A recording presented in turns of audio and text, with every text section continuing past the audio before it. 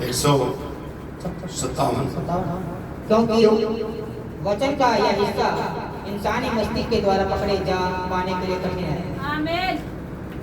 मतलब बोल के बता, अगर मुझे पता लगना चाहिए। क्योंकि वचन का यह हिस्सा इंसानी मस्तिष्क के द्वारा पकड़े जा पाने के लिए कठिन है। कठिन है। ये 7 कलीसिया काल में भाई आपकी, भाई आप दिमाग की इंसानी मस्तिष्क से आप पकड़ना चाहते हो, इस कलाम में चलना चाहते हो, आप फैलोगे नहीं चल पाओगे भाई। ये तो हृदय से पकड़ा जाएगा, हृदय से। खुदा दिमागों से बात नहीं करता, हृदय से बात करता, तो आप फैल हो जाओगे बड़े भाई।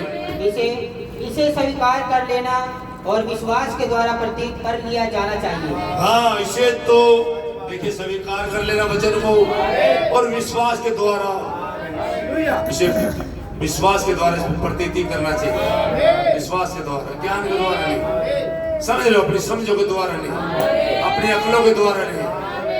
बड़े मस्टंडे हैं यार, ऐसे चलते हैं बाइबल लेके और पुलपिट पे आते हैं और वो भोले भाले लोगों को गुमराह करते हैं। क्या कमाल हो गया, हैरानी की बात है।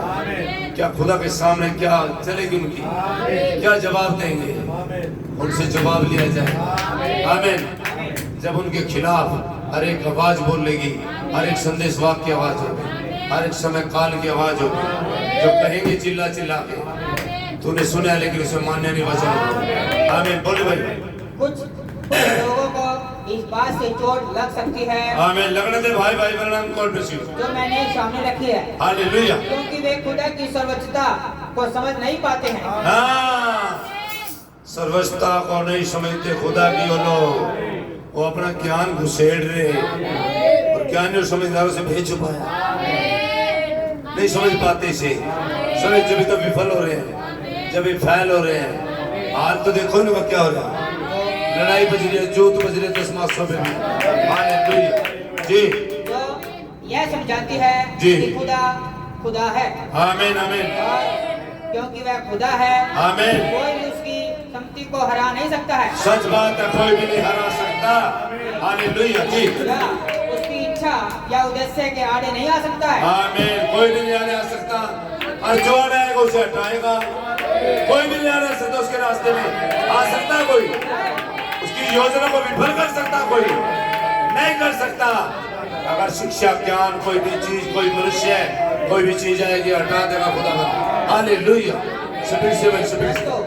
परंतु है सर्व सामर्थी होने के आमीन आमीन। सभी मामलों के ऊपर राज करता है। Hallelujah hallelujah. और जो उसकी इच्छा हो सो करता है। हालेलुया जी। अपनी सारी सृष्टि के साथ भी, क्योंकि सब कुछ उसकी अपनी खुशी के लिए ही सृजा गया। आमीन आमीन जी।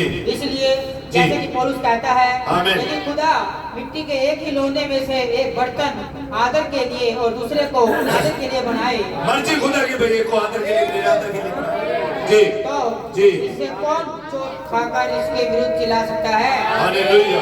मर्जी खुदा की जी। यह है कि उसके पास तो ऐसा करने का अधिकार अकेले हालेलुया सृष्टि करने के आधार पर ही पाया जाता है। आमीन। हम इसका इनकार नहीं कर सकते हैं, नहीं कर सकते। फिर भी वह और आगे जाकर बताता है, आमीन। क्योंकि रोमियो 14:7-9 के अनुसार हमारे पास इसका अकाट्य प्रमाण है। आमीन। यीशु ने संपूर्ण जगत की कीमत अदा की है, हालेलुया। और इसीलिए वह अपनों के साथ जो चाहे सो कर सकता है। Hallelujah yes. क्योंकि हम में से ना तो कोई अपने लिए जीता है आमीन। और ना कोई अपने लिए मरता है। ये चाहिए खुदा को, ऐसा आदमी चाहिए, ऐसे सिर फिरे चाहिए, ऐसे दीवानों की जरूरत है। समझ लो, ये मेरे बेटे अपनी इच्छा पूरी कर रहे है ना, अपने अभिलाषाओं में फंस रहे, अपने ऐश्वर्यों को देख रहे, कह रहे हम खुदा के सेवक हैं। पोल दूर पटेगी थारी इस रोड पर। आमीन। यदि हम जीवित हैं हाँ। तो प्रभु के लिए जीवित हैं। हालेलुया। और यदि मरते हैं तो प्रभु के लिए मरते हैं। हालेलुया। तो हम जिए या मरे, हम प्रभु के ही हैं। हालेलुया। क्योंकि मसीह इसीलिए मरा और आमीन। जी भी उठा कि वे मरे हो और जीवते हो हालेलुया। दोनों का प्रभु हो। आमीन आमीन। आमीन। स्वामित्व ना कि रिश्तेदारी से हाँ। यहाँ पर मतलब है। यही बात रखी गई है यूहन्ना 17:2 में, जी। क्योंकि तूने उसके सब प्राणियों पर अधिकार दिया, हालेलुया, जिन्हें तूने उसको दिया है, उन सबको अनंत जीवन दे। आमीन। उसे तो ऐसे मनुष्य चाहिए जो संपूर्ण नाता हो चुके हैं, सब कुछ छोड़ चुके हैं, हर एक चीजों से नाता, संपूर्ण नादगी, ऐसे मनुष्य चाहिए। लेकिन मनुष्य मरे बटे लालच वाली आत्मा, अपने असुर हम देख रहे, तो ऐसे की जरूरत नहीं। मैं संदेश को यह खत्म करता हूँ। God bless you. खुदा का नाम जलाल पाए, उसे एक शेर फिरा चाहिए जो खुदा के वचन को लेके। हालेलुया। 5 मिनट क्यों गिरा है?